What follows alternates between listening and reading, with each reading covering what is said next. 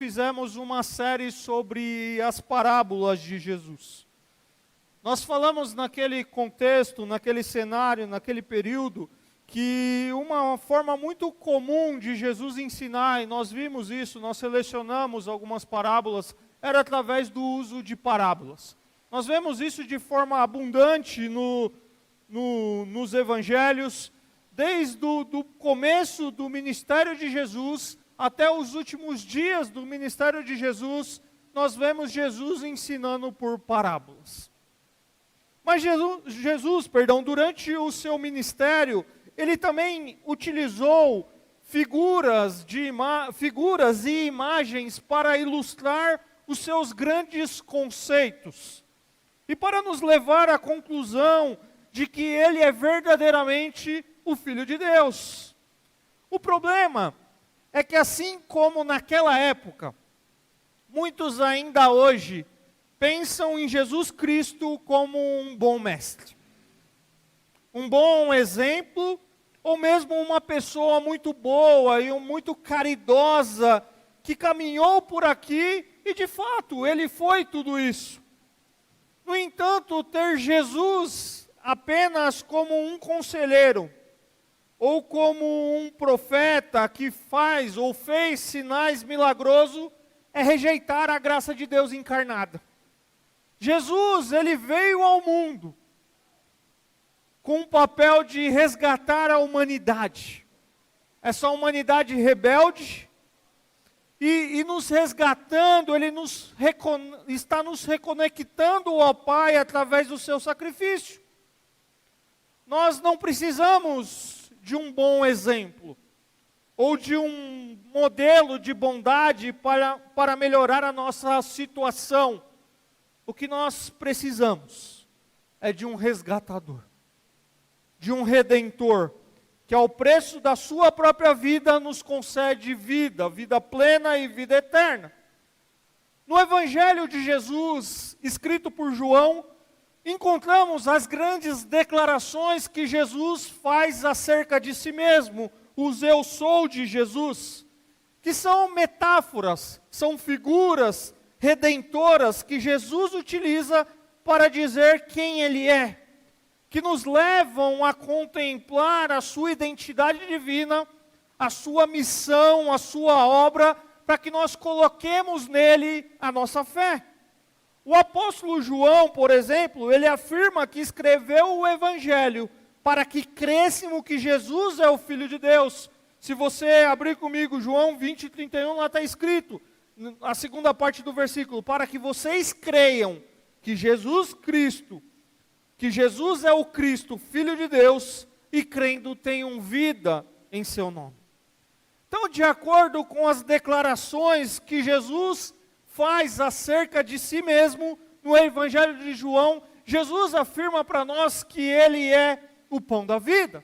Jesus afirma para nós e para aqueles que estão em volta dele naquele contexto, que Ele é a luz do mundo. Jesus diz que Ele é a porta das ovelhas. Jesus afirma ser o bom pastor. Jesus afirma ser a ressurreição e a vida. Jesus diz ser o caminho, a verdade e a vida. E Jesus afirma ser a videira verdadeira.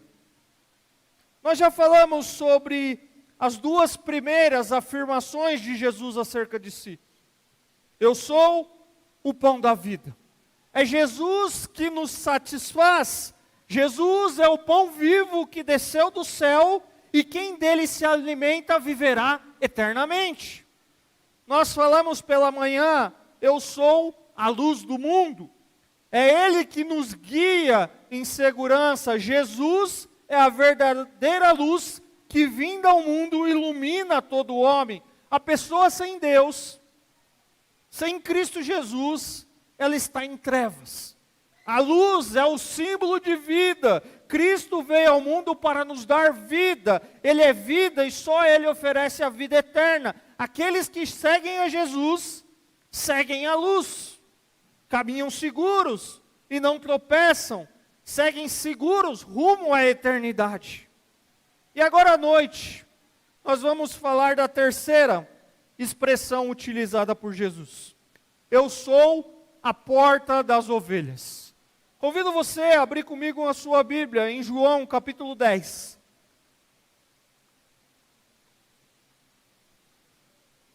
João capítulo 10, nós leremos dos versos 1 a 10.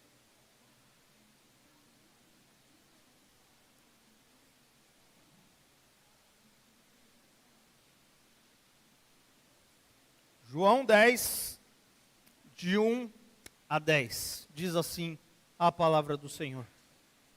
Eu asseguro a vocês que aquele que não entra no aprisco das ovelhas pela porta, mas sobe por outro lugar, é ladrão e assaltante.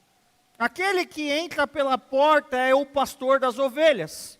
O porteiro abre-lhe a porta, e as ovelhas ouvem a sua voz.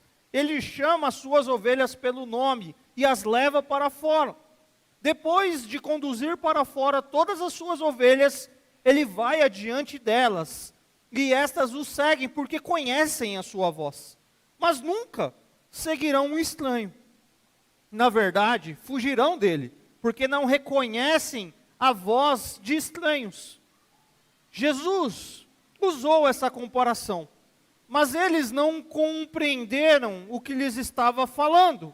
Então Jesus afirmou de novo: digo a verdade, eu sou a porta das ovelhas. Todos os que vieram antes de mim eram ladrões e assaltantes, mas as ovelhas não os ouviram. Eu sou a porta. Quem entra por mim será salvo. Entrará e sairá e encontrará pastagem. O ladrão vem apenas para roubar, matar e destruir. Mas eu vim para que tenham vida e a tenham plenamente. Palavra do Senhor. Pai, nós te agradecemos pela tua palavra. Pedimos a tua direção nessa noite, ó Pai, para que a tua palavra fale aos nossos corações. Que o teu Espírito Santo fale conosco, Pai, aquilo que o Senhor deseja falar para nós. Essa é a nossa oração, em nome de Jesus. Amém.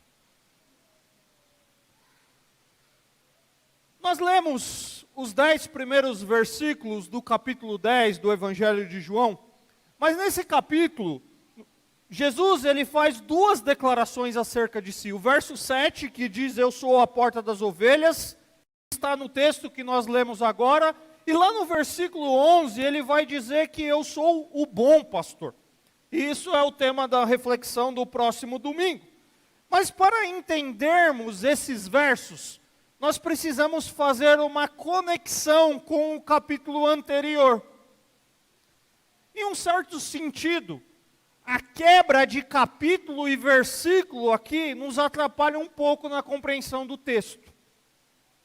Porque se a gente lê esse texto de uma forma aleatória e não considerar o seu contexto, a gente vai ficar meio desconectado. Eu quero abrir um parênteses aqui, e eu quero lembrar você, para efeito de curiosidade, que as Bíblias mais antigas não eram divididas em capítulos e versículos, como nós conhecemos hoje. Foram divisões que surgiram de forma mais tardia para facilitar, inclusive, a citação do texto bíblico. Para os irmãos terem uma ideia, as Escrituras foi dividida em capítulos por volta do ano de 1227. Esse foi o período que as Escrituras foi dividida em capítulo por um professor da Universidade de Paris. As Escrituras foram divididas em versículos por volta de 1551. Então não existia essa divisão de capítulos e versículos. Por isso que a gente tem que tomar muito cuidado quando a gente lê as Escrituras e a gente segmenta muito as Escrituras. Porque o capítulo 10 ele está diretamente conectado ao capítulo 9. Nós não podemos olhar o discurso aqui de Jesus de forma isolada. Nós precisamos voltar para o capítulo anterior, que eu mencionei até um pouco sobre esse capítulo hoje de manhã.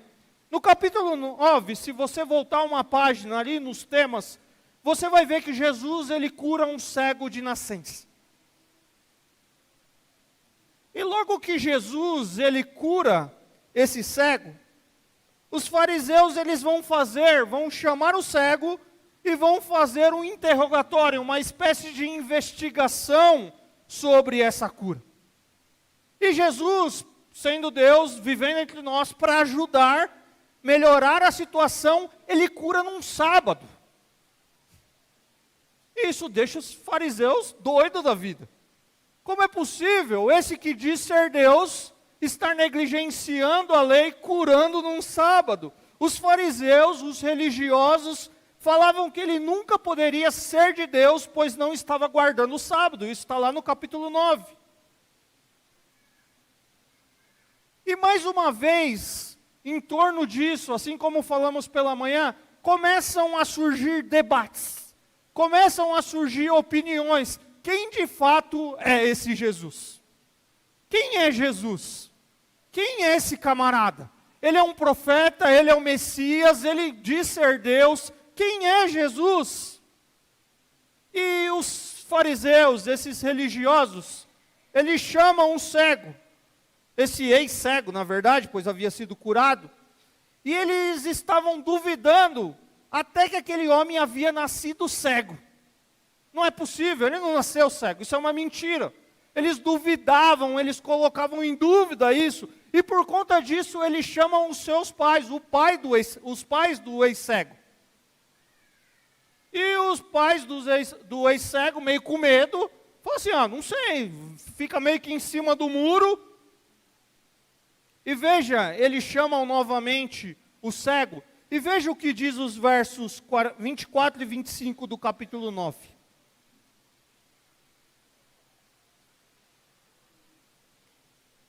Eu vou ler desde o 22.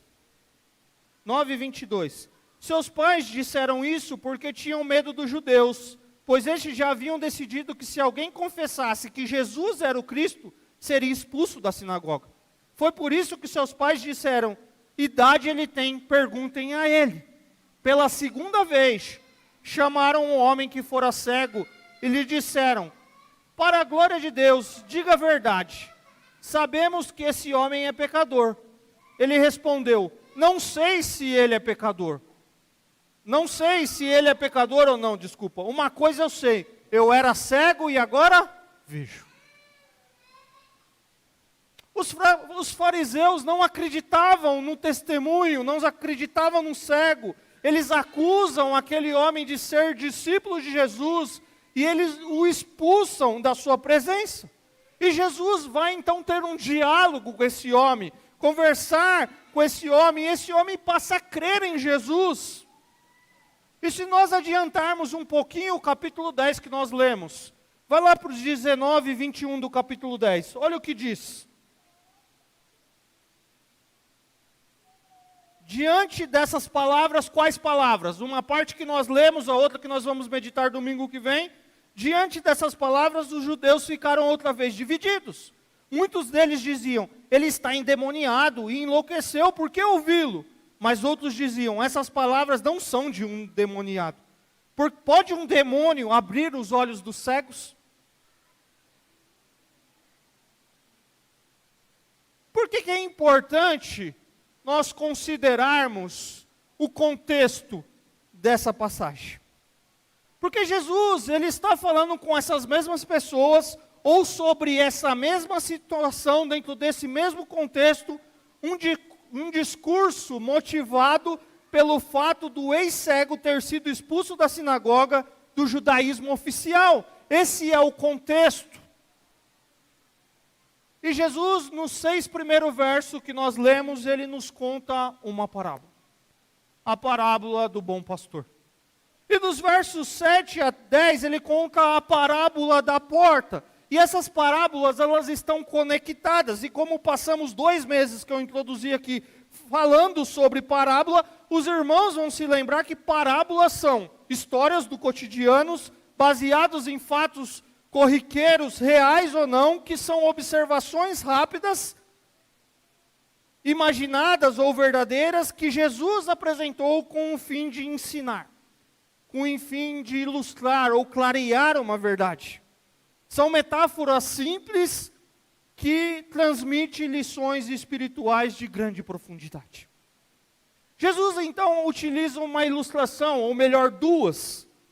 E Jesus, ele pega emprestado essa ilustração do mundo do pastoreio de ovelhas daquela época. E Jesus faz um contraste entre o pastor e o ladrão. Só que para a gente entender esse contraste entre o pastor e o ladrão, a gente precisa entender o contexto da época e a gente precisa entender o contexto do texto com quem Jesus está falando.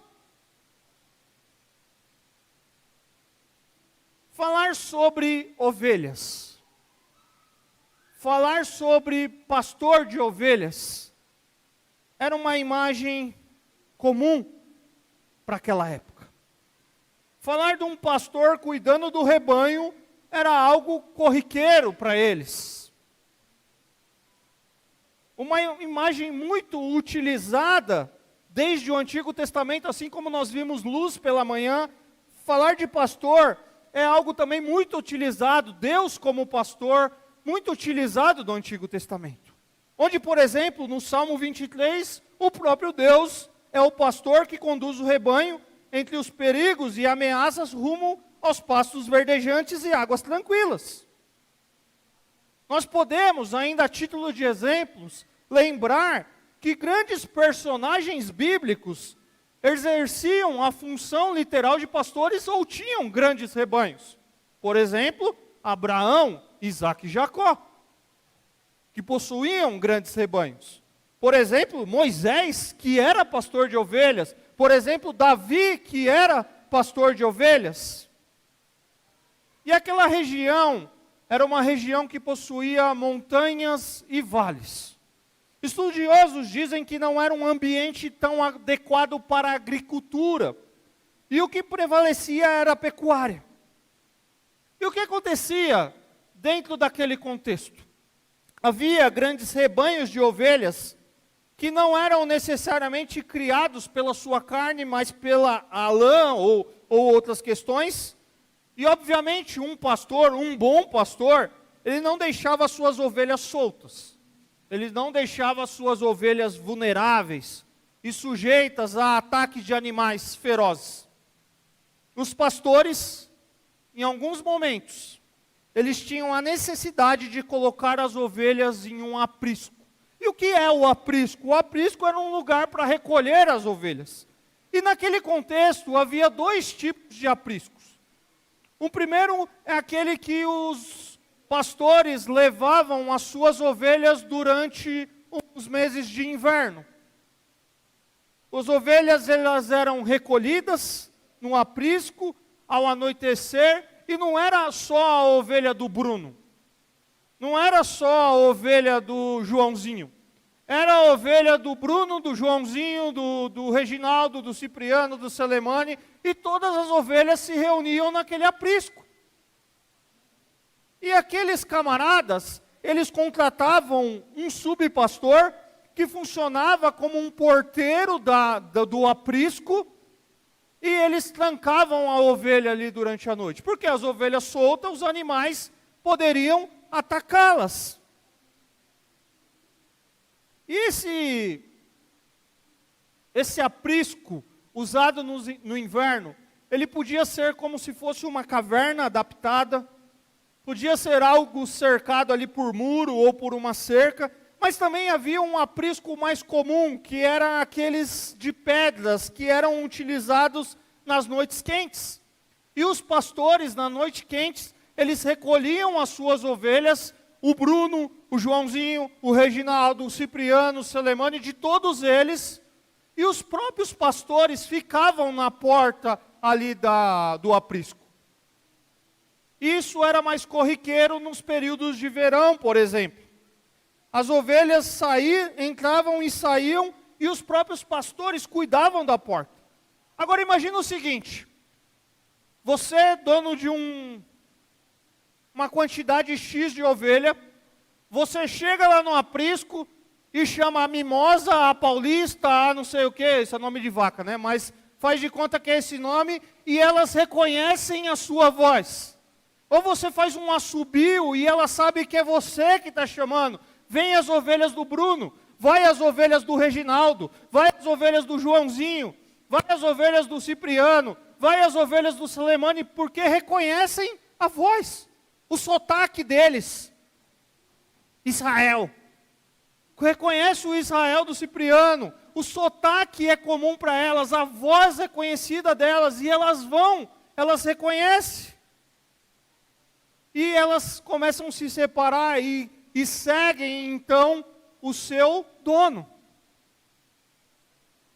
Seguem o seu pastor, que vai então levar elas no dia seguinte, se no período de inverno com alguns cuidados, se no período do verão para os pastos verdejantes, para águas tranquilas. Agora pensa comigo, um ladrão, quando deseja roubar a ovelha, se ele sabe que os pastores estão na porta do aprisco, ou se ele sabe que tem um cara que trancou o aprisco e guardou a chave, ele vai entrar pela porta principal? O ladrão, ele vai pedir licença e falar, vem cá, eu quero roubar a sua ovelha. Não era isso que eles faziam. Ele tentava roubar subindo as paredes para invadir o local. Não sei como ele tirava, mas os estudiosos dizem que eles roubavam subindo as paredes. Ele pulava a cerca e pegava a ovelha à força, pois essa não o conhecia e não o seguiria. Não adianta o ladrão chegar lá e falar, paulista, mimosa, ovelha X, ovelha Y, ovelha Z. Não adianta, ela não conhece a voz do ladrão.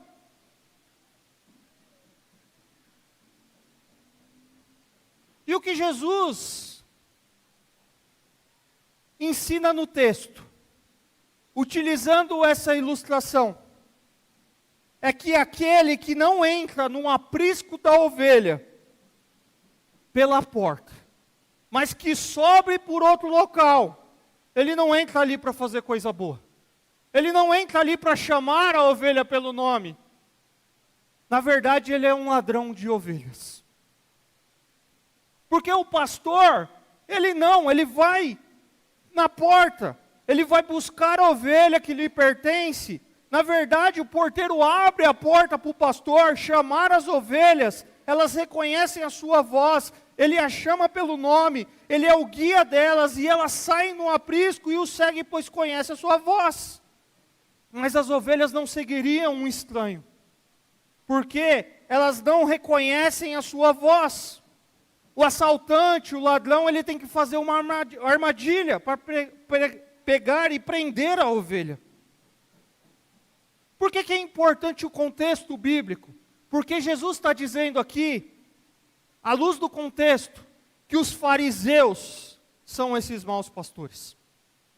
Eles não estão preocupados com as ovelhas. Eles lançam fora, vejam o que eles haviam acabado de fazer com o homem cego de nascença. Uma ovelha que foi colocada para fora.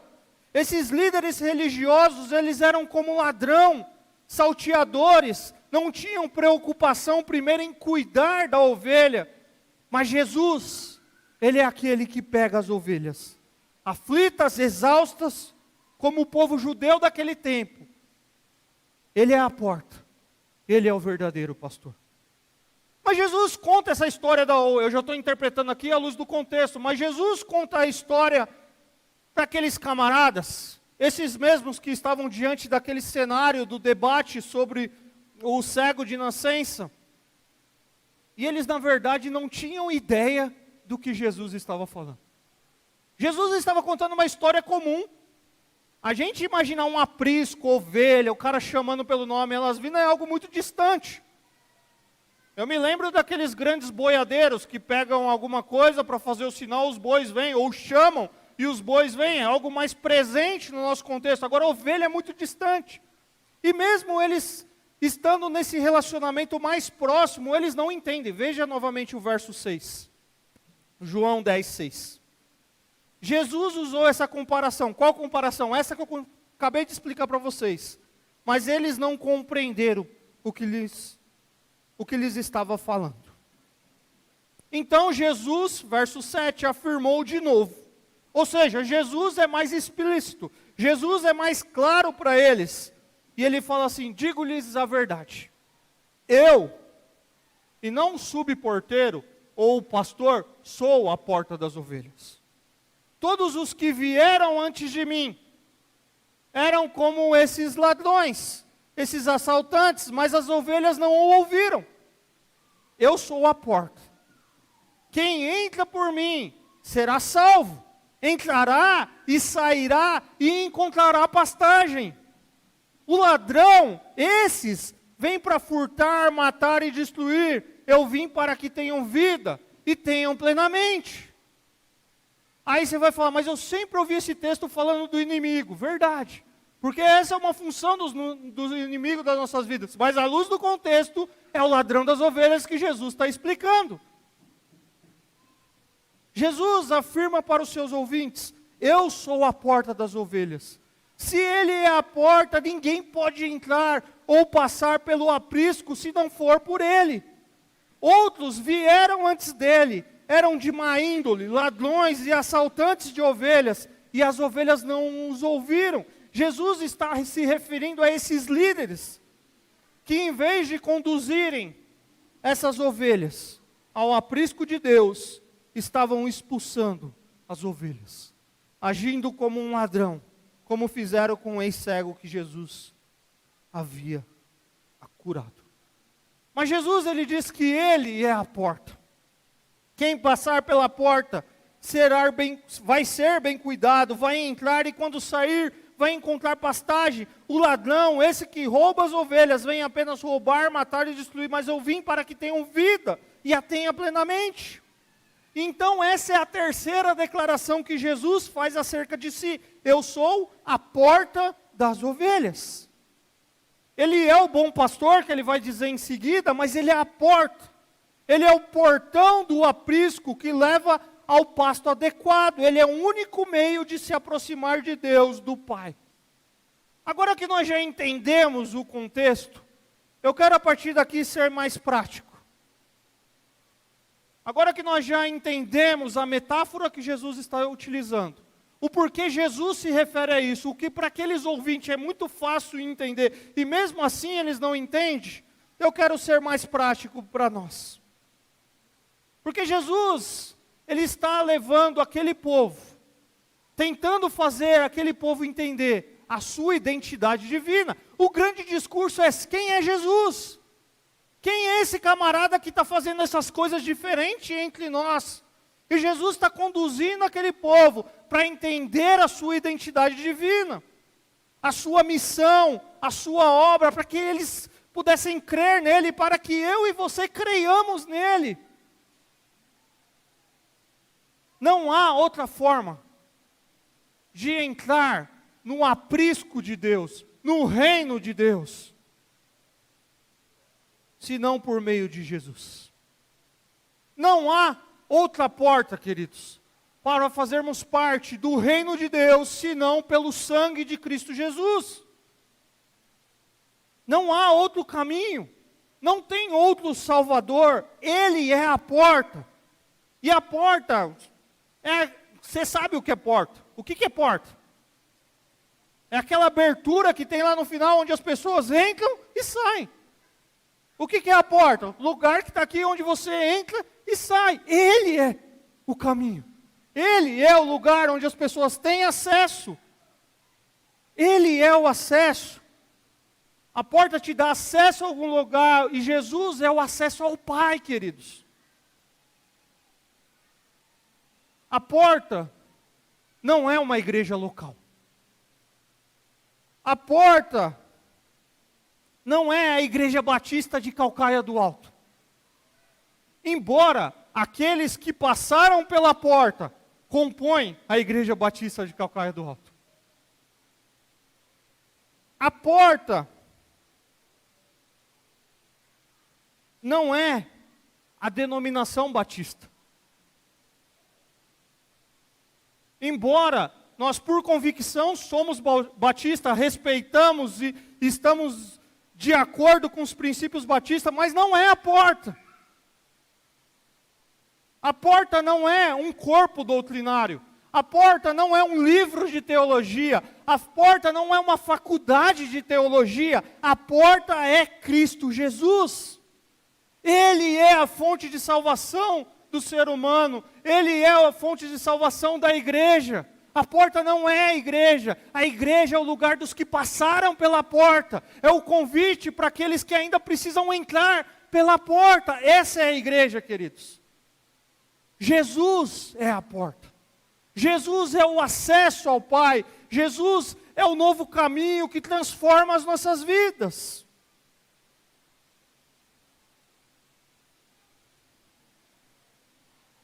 A fonte de salvação está naquele que é o Senhor e Salvador da igreja, Cristo Jesus. Jesus disse: eu sou a porta, quem entra por mim será salvo. E a pergunta talvez que a gente faria é: salvos do quê? Inclusive, esse é o título de um livro que eu li muitos anos atrás, do R.C. Sproul, se eu não me engano, do Sproul, que diz: salvos de quê ou do quê? O significado bíblico de salvação é muito amplo e variado. Mas, de forma simples, salvar significa resgatar de uma situação perigosa ou ameaçadora. Mas a Bíblia usa o termo salvação em um sentido específico para se referir à nossa redenção definitiva do pecado e à reconciliação com Deus. Nós falamos hoje pela manhã, eu citei na mensagem e falei na EBD, nós estamos estudando sobre cosmovisão cristã, e nós falamos sobre criação, e nós falamos sobre queda. As consequências do pecado de Adão e Eva, que ouviram as mentiras de Satanás, ao invés da verdade de Deus. E como essa tragédia, ela impacta a vida humana, a comunhão dos seres humanos, porque apesar de eles terem sido feitos por Deus, semelhante a Deus e para Deus, agora eles vivem sem Deus. Nós não amamos mais a Deus com todo o nosso ser. Nós vivemos em um mundo em que a boa criação de Deus, por causa do pecado, da queda, está desfigurada, está desorganizada, está corrompida. E ainda como consequência do pecado, o mundo está completamente preso, escravizado à sua imoralidade, idolatria e nas obras infrutíferas das trevas. E salvos de quê? Diante da rebelião de Adão e Eva, é verdade que Deus se irou, mas Deus não deu as costas para o seu mundo rebelde. Deus abraça o mundo dele com amor, e movido por esse amor, Deus promete esmagar todos os poderes malignos, consequências do pecado de Adão e Eva. E Deus ama o mundo de tal maneira que Ele dá o seu próprio Filho por ele. Salvos do quê? Salvação é o livramento do pecado e seus efeitos, mediante a ação graciosa de Deus em Cristo, para uma vida de glória com Deus, numa ordem de existência eterna, salvo desse pecado que habita em nós e vivendo agora para Deus. A salvação tem seu fundamento em Deus. O homem só é salvo, queridos. Aquele que entra pela porta, na ilustração de Jesus, só é salvo por causa da graça de Deus em Cristo. A graça divina é a fonte de onde deriva a salvação. É pela graça que nós somos salvos. A graça de Deus se manifesta no favor a quem não merece. E a graça redentora é aquela manifestada em Cristo Jesus. Somente pela fé pode-se receber a graça de Deus. Olha o que diz Paulo, escrevendo aos Efésios, capítulo 2, versos 17 e 18. Falando entre judeus e gentios, olha o que ele diz. Ele veio e anunciou paz a vocês que estavam longe, e paz aos que estavam perto, pois por meio dele, tanto nós como vocês temos acesso ao Pai por um só Espírito. Ele é a porta, querido. Hebreus capítulo 10, versos 19 a 20. Portanto, irmãos, temos plena confiança para entrar no Santo dos Santos pelo sangue de Jesus, por um novo e vivo caminho que Ele nos abriu por meio do véu, isto é, do seu corpo. Ele é a porta que dá acesso, que tem o caminho. É Jesus que abre o caminho e nos reconcilia com Deus. Ele é a única porta por meio do qual se torna possível os seres humanos, eu e você, nos achegarmos a Deus. Aqui na igreja, você pode entrar pelo portão lateral, você pode, embora eu prefiro que você entre pela escada ali, você pode entrar pela escada, você pode entrar por aqui, você pode entrar por aqui, você pode, espero que não faça isso, tirar a telha e pular de cima. Você pode entrar por diversos locais, eu ainda posso estar me esquecendo de alguns. Mas para Deus, só tem acesso por meio de Cristo Jesus. Você pode dar o dízimo, você pode vir todo domingo, você pode dar glória a Deus, você pode ser o melhor ser humano aos olhos do mundo, mas só tem acesso diante de Deus por meio de Cristo Jesus. Ele é a porta. Com isso eu não estou dizendo que não é importante você dar o dízimo, não estou dizendo que não é importante você dar glória a Deus, você estar na igreja, mas estou dizendo que o caminho, a porta, é Deus. Para Deus é Jesus. Alguns versos para frente do texto que nós estamos meditando, João 14:6, vai ser fruto da nossa reflexão lá na frente. Diz assim: respondeu Jesus, eu sou o caminho, a verdade e a vida. Ninguém veio a um Pai a não ser por mim. Mas é interessante que eu dei esse exemplo da igreja, para você pensar nas entradas na igreja, porque algumas vezes, nas nossas vidas, nós procuramos portas. Nós procuramos caminhos, que podem ser na religião, pode ser em nós mesmos, nas boas obras, na caridade, nas pessoas, e nós criamos e achamos que estamos criando caminhos, verdades e vidas. É o caminho que você cria, é a porta que você acha que dá acesso, é a verdade que você acha que é verdadeira, é a vida que você acredita que pode te satisfazer plenamente. Mas a grande verdade, queridos, é que nada nessa terra pode nos satisfazer plenamente. Muitas coisas podem até nos fazer felizes por algum tempo, mas elas não podem nos preencher por completo.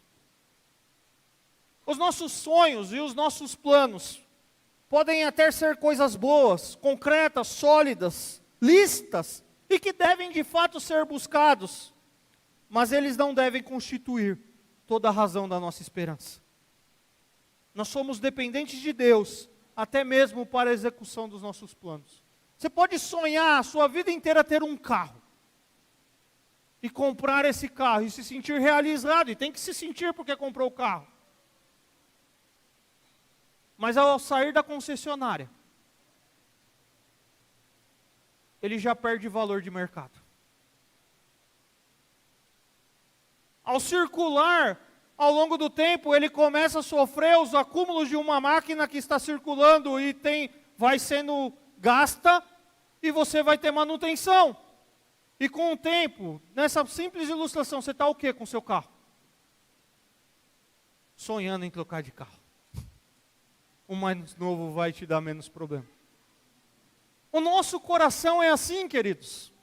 Eu e você somos assim. Com carro e com inúmeras outras coisas que talvez nem é bem material. São concretas, são válidas, mas a nossa satisfação, nós só encontramos sentido da vida quando nós passamos pela porta verdadeira. Quando a porta não é o caminho que eu quero circular. Quando a porta não é o caminho que eu criei, a verdade que eu criei, mas é o caminho que a palavra de Deus disse. Tem uma frase de uma oração de Agostinho, que eu acho muito linda, e ele diz assim: ó Senhor, Tu nos fizeste para Ti mesmo, e o nosso coração está inquieto, até que descanse em Ti. Quem não passou pela porta, está com o coração inquieto. Cristo é o caminho para o céu, um caminho estreito que exige renúncias. Cristo é a verdade que ensina e que liberta. Cristo é a vida que restaura e a vida que salva do pecado de nós mesmos. Porque em Cristo, quando eu passo por essas portas, por essa porta, As minhas verdades já não são mais minhas verdades. Os meus planos já não são mais os meus planos. E a vida já não é mais minha. Porque agora eu entrei na vida dele. Ou melhor, ele entrou na minha história de vida. Aí Jesus diz: eu sou a porta. Quem entra por mim será salvo. Salvo do quê? Do pecado. E aí ele diz assim: entrará e sairá e encontrará pastagem. Eu tinha uma disciplina na pós-graduação em teologia que era Novo Testamento, contexto e cultura. E como é válido a gente analisar algumas coisas dentro daquele contexto do Novo Testamento. E quando nós vemos essa expressão de Jesus, entrará e sairá, naquele tempo é uma expressão que trazia para eles a memória, uma liberdade de ir e vir. Quando isso acontecia, significava que a nação estava em um tempo de paz e segurança. Entrará e sairá. Ele tem liberdade de circular, de ir e vir. Jesus, ele é a porta que alguém pode entrar. Mas é também somente através dele que alguém pode se sentir verdadeiramente livre. Você entra, mas é livre. Livre do pecado, das suas consequências. Tem pecado aqui dentro? Tem. A Bíblia diz que se alguém disser que não tem pecado, é mentiroso. Tem pecado? Tem. Mas agora eu estou sendo transformado, forjado à imagem de Cristo Jesus. Eu sou livre. Livre para servir ao Senhor na vida que Ele nos deu, como nós falamos pela manhã. E nele nós encontramos pastagem, o verdadeiro alimento espiritual, e encontramos a verdadeira paz. Há somente, queridos, reafirmo, uma porta da qual se deve passar para chegar ao Pai. Isso é o que o pastor de Deus aqui no texto representa. Em contraste com aqueles que vieram antes dele em Israel. Jesus está falando de João, Jesus está falando dos profetas, não. Esses líderes, que naquele contexto passavam a imagem de bons pastores, mas na verdade, eram grandes ladrões e salteadores. A ovelha que pertence ao pastor, não dá atenção a eles. O ladrão vem para roubar, matar e destruir. Mas o verdadeiro pastor vem para dar vida em plenitude. Queridos, Jesus ele está utilizando essa figura para mostrar a sua divindade. Lembra o debate que nós falamos do capítulo 8 pela manhã? O debate no capítulo 9 que nós falamos agora? Jesus está mostrando para eles a sua divindade. O fato dele ser a porta. Mas também Jesus está mostrando para aquele grupo como é triste, como é ruim estar envolvido em uma religião que está vazia de amor. Em uma religião que está vazia de fé. Em uma religião que está vazia de compaixão. Uma religião que está vazia de graça, de misericórdia, de significado da vida.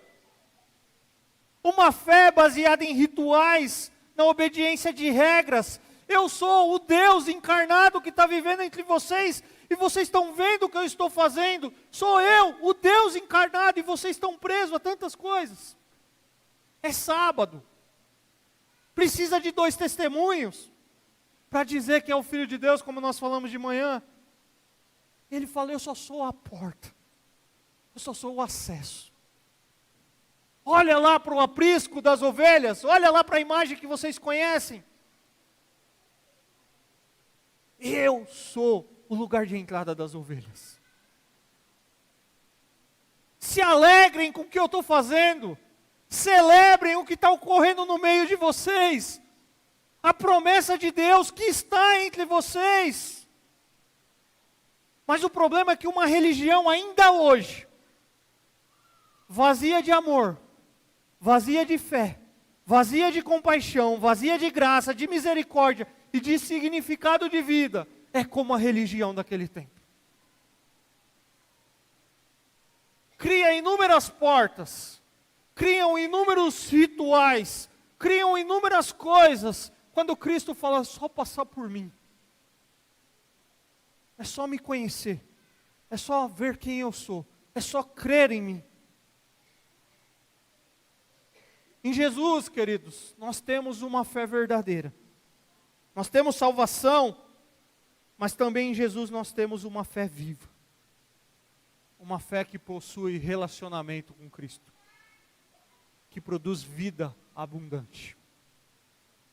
A minha pergunta para nós, nessa noite,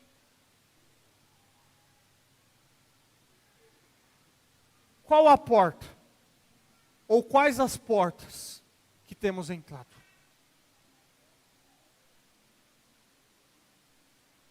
Qual a porta? Ou quais as portas que temos entrado? Porque tem muita gente, queridos, que passa a sua vida buscando muitas portas. Portas de salvação, portas de fuga, de projeção, de identidade, de sentido de vida e tantas outras. Mas há portas que depois que nós entramos nela, nós não conseguimos mais sair sozinhos. Talvez o seu coração entrou em locais, a sua vida tem passado por locais, que agora você está escravizado, num vício, numa pornografia, num adultério, numa vida imoral, porque você passou pela porta que não deveria ter passado. E você está escravizado, porque isso é consequência do pecado. O mundo, ele oferece para nós o pecado como algo agradável, mas ele é uma fraude.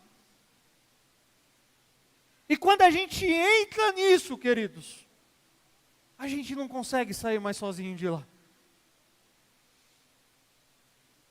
A gente precisa do pastor para nos resgatar. Sabe o pastor que hoje vai falar assim, ó, não é mais mimosa, paulista, vaquinha X, não é vaca, é ovelha, né? X, Y, Z. Mas é Bruno. É Eliseu. É Jonathan. É Mari. É Manuel. É Demétrios. Ele fala assim, eu conheço a sua vida. Mas a ovelha, ela escuta a voz do pastor e ela vai para os seus braços.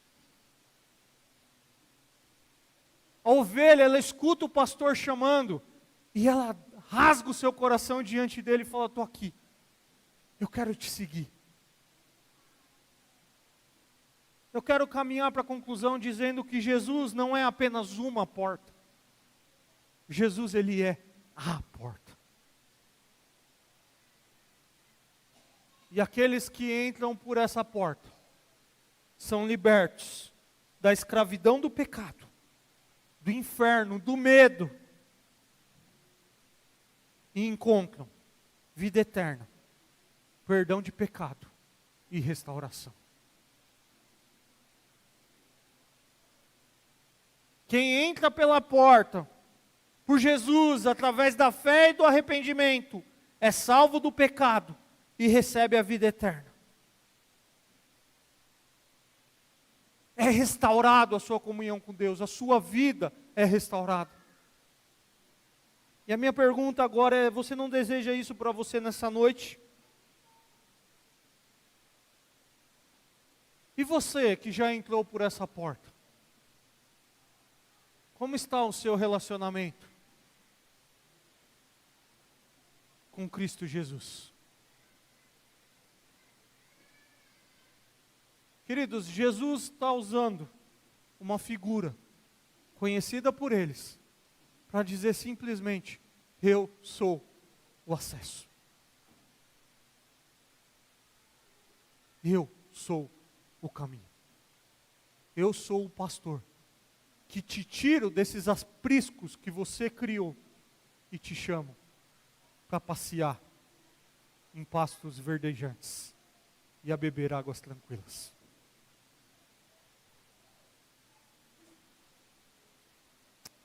Isso é muito sério, queridos. Porque talvez você está ouvindo aqui, e você está dizendo: ah, mas eu não sou os fariseus. E graças a Deus por isso, que você não é os fariseus. Mas talvez o que Jesus está dizendo para você é: tem portas que você tem entrado, que você não deveria ter entrado. Tem portas que a sua mente construiu, que não deveria ter sido construída. Só há um caminho, só há um acesso: Cristo Jesus. Queria que você baixasse a sua cabeça nesse momento e falasse com Deus.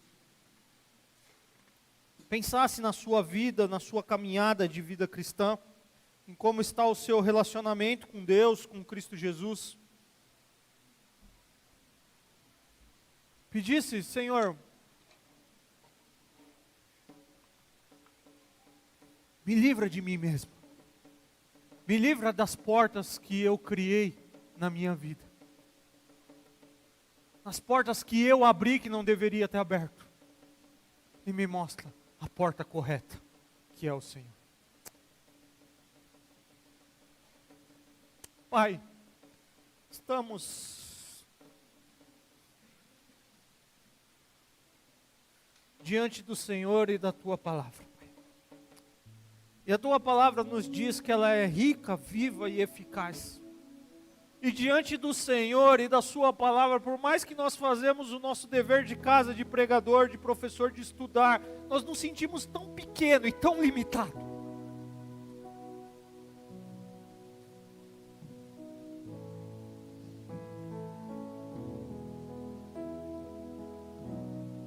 Nós nos sentimos tão envergonhados.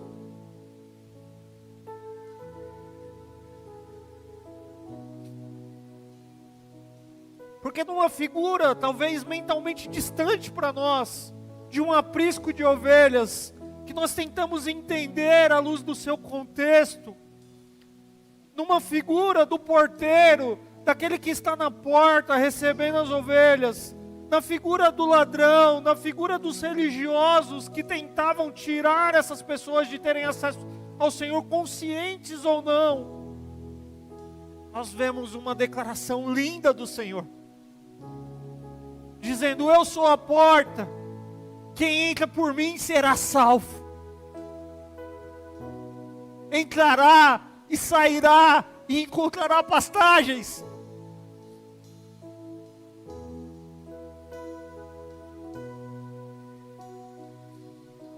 Quantos nessa noite talvez precisam entrar pela porta? Precisam talvez dizer: eu vivi até hoje uma vida de faz de conta. Eu vivi uma vida de religiosidade, mas eu quero ter acesso ao Cristo verdadeiro que morreu por mim e que me dá acesso ao Pai.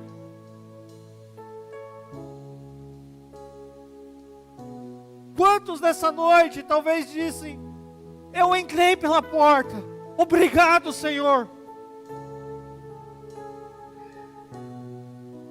mas eu quero encontrar pastos verdejantes. Eu quero glorificar o Seu nome por onde o Senhor me enviar.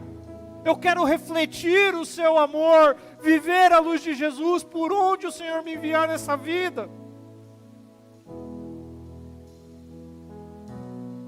Mas quantos talvez bateram em outras portas? Quantos talvez abriram outras portas? Portas que talvez na sua própria percepção poderiam melhorar a sua vida, poderiam dar alívio para o seu coração. Portas que talvez algumas religiões falaram que daria alívio ao seu coração. Mas nessa noite o Senhor diz para nós que o Senhor é o caminho. que foi o Senhor que morreu na cruz do Calvário, que foi o Senhor que se entregou por nós para nos dar vida, nos dar acesso, nos dar comunhão com o Pai. Louvado e exaltado seja o teu santo nome, Pai.